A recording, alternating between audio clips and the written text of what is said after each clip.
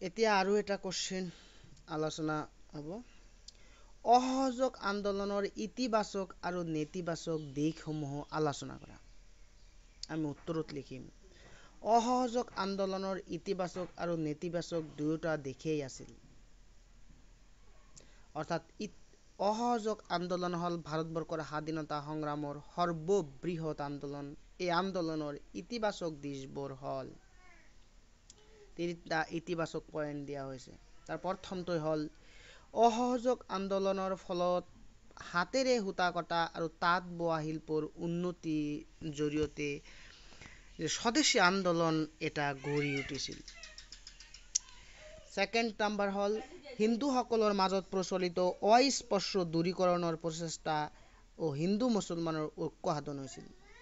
তৃতীয় নম্বৰ পইণ্টত মাদক দ্ৰব্যৰ নিবাৰণ আদি কিছুমান সামাজিক উৎকৰ্ষ সাধন অসহযোগ আন্দোলনৰ অৱদান। স্বৰাজ পুঁজি হিচাপে তিলক স্মাৰকৰ বাবে কোটি কোটি টকাৰ দান বৰঙণি সংগ্ৰহটো ইয়াৰ ফলত সম্ভৱ হৈছিল। অসহযোগ আন্দোলনৰ নেতিবাচক দিশসমূহ হ'ল বিধানমণ্ডল আৰু আদালত আৰু চৰকাৰী শিক্ষানুষ্ঠান এই তিনি বৰ্জন কাৰ্যকে অসহযোগ আন্দোলনৰ নেতিবাচক দিশ হিচাপে আঙুলিয়াও হয়।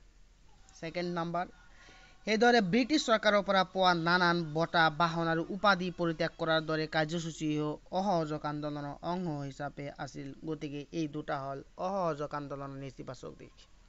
সেইদৰে নেতিবাচক দিশবোৰ কিছুমান ইতিবাচক সংস্কাৰ সাধন কৰিছিল। ৰাজহুৱা বিচাৰ সভাৰ ব্যৱস্থা, জাতীয়তাবাদী ভাৱধাৰা, বিদ্যালয় মহাবিদ্যালয় স্থাপন কৰি চৰকাৰী স্কুল ত্যাগ কৰা, ছাত্ৰ ছাত্ৰীক অধ্যয়নৰ সুবিধা প্ৰদান কৰা ইত্যাদি। তেনেধৰণৰ সংস্কাৰ কাৰ্যসূচী আছিল অসহযোগকাৰীসকলৰ যাতে অহিংসা নীতি সকলো ক্ষেত্ৰতে কঠোৰভাৱে মানি চলে আৰু যিকোনো পৰিস্থিতিতে যাতে তেওঁলোকৰ সত্যক বিসৰ্জন নিদিয়ে এই কথা স্পষ্ট কৰি দিয়া হৈছিল। Thank U.